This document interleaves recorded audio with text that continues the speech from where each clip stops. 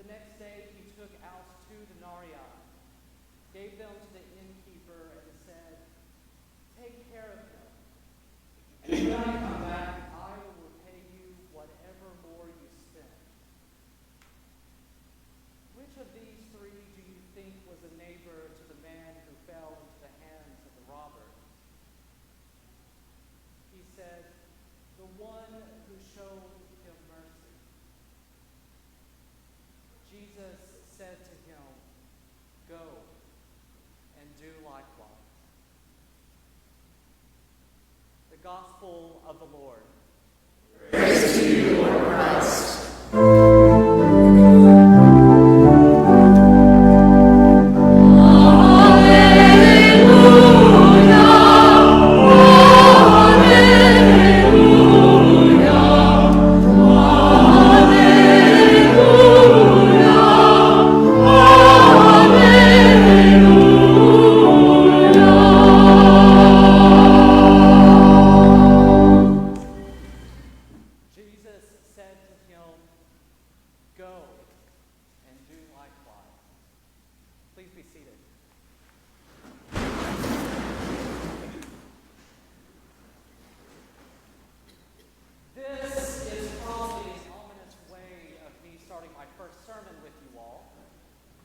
But I have a confession to make to you this morning.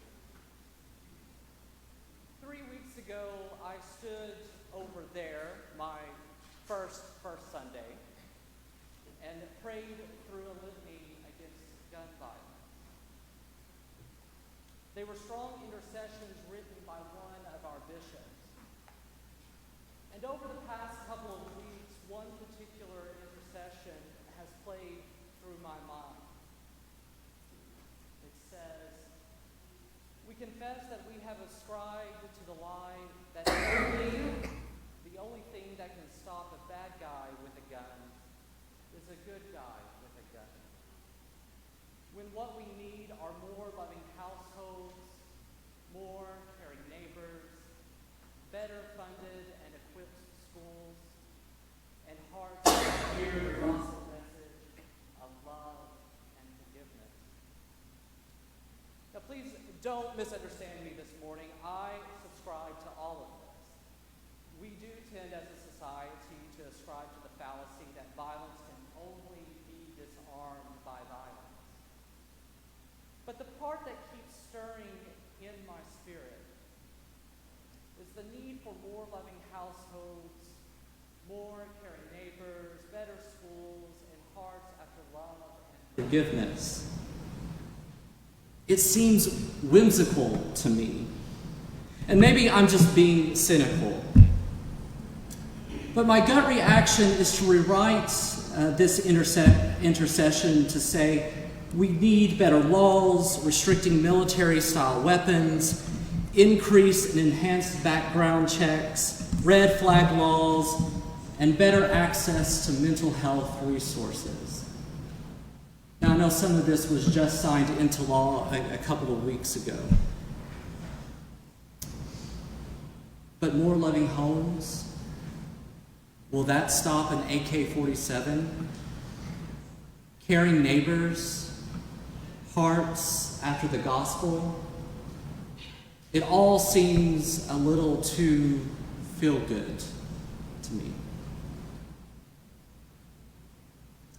But when I read through the gospel passage today, my cynicism began to wane, particularly the part about the Good Samaritan. It's a familiar story to most. Here, told by Jesus, is a story about a man who was beaten and left for dead in a ditch. A priest and a Levite walk by and take no notice of the man. The man is found and cared for by an unsuspecting individual from Samaria. Samaritans were regarded as people whom no one in Judea would want to associate with. In fact, a Judean walking near Samaria would go miles out of their way to not step foot there.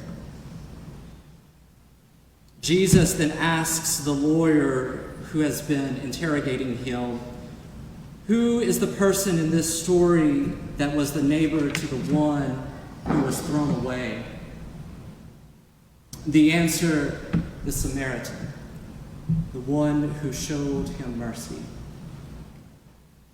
It's easy, I think, to put ourselves in the place of the Samaritan, to be the one who binds up wounds, to be the hero.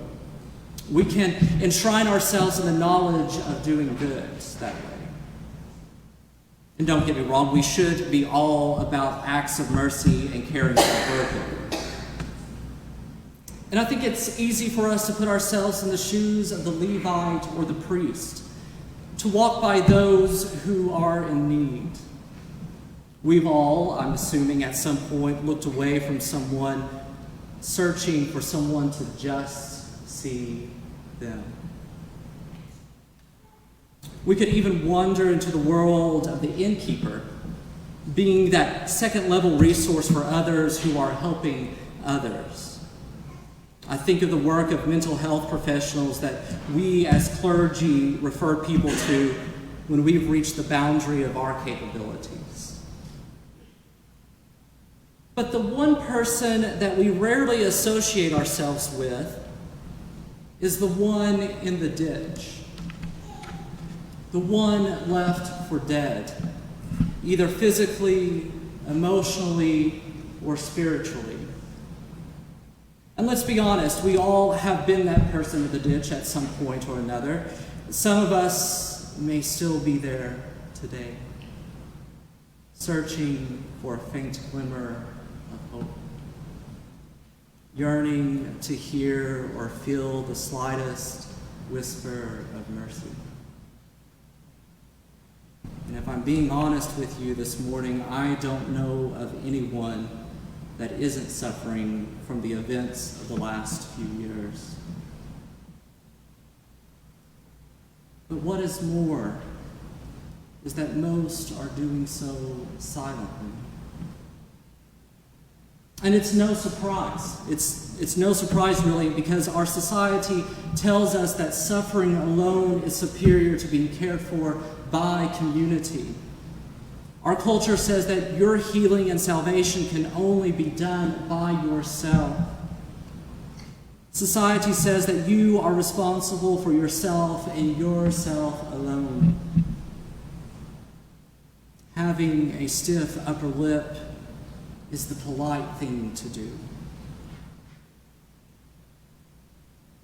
Let me tell you this morning that these narratives are false and contrary to the gospel. And I believe that the Good Samaritan story clearly shows us that we need each other. This heal thyself mantra that our world chants stops us from opening ourselves to each other. It prevents us from having the experience of being loved, receiving mercy, and experiencing forgiveness. Experience, I firmly believe, is the best teacher. When we are loved, we then know how to love. When we are forgiven, we know how then to forgive. When we receive mercy, we too can lavish mercy on those around us. And so this leads me back to the beginning where I expressed my cynicism about the idea of more loving homes, caring neighbors, and hearts after the gospel message. Laws will only help and take us so far. And by all means, they are absolutely needed.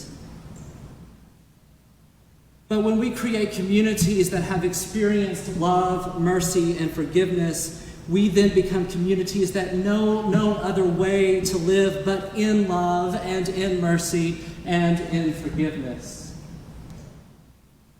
When the hand of one of us reaches down into the ditch and picks the other up, the gravity of loneliness is defied. And the spirit of love takes over. And God cannot be closer to us than in that moment.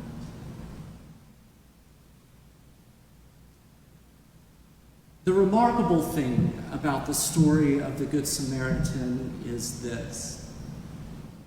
It was a parable given by the one who would open his arms wide on the cross, so we all could experience the zenith of love, mercy, and forgiveness. One could say a parable by Jesus, about Jesus, and us. And in a few moments, we will celebrate the Holy Eucharist, a time when we firmly believe that Jesus shows up in our very midst. And you are invited to take part in that and invited to taste mercy and love and forgiveness in simple bread and wine. So come to the table and experience what is freely given to all. Then, when you have experienced Jesus, our life-giving, liberating Savior, I have no doubt that you won't be able to keep that experience to yourself. So go and do likewise.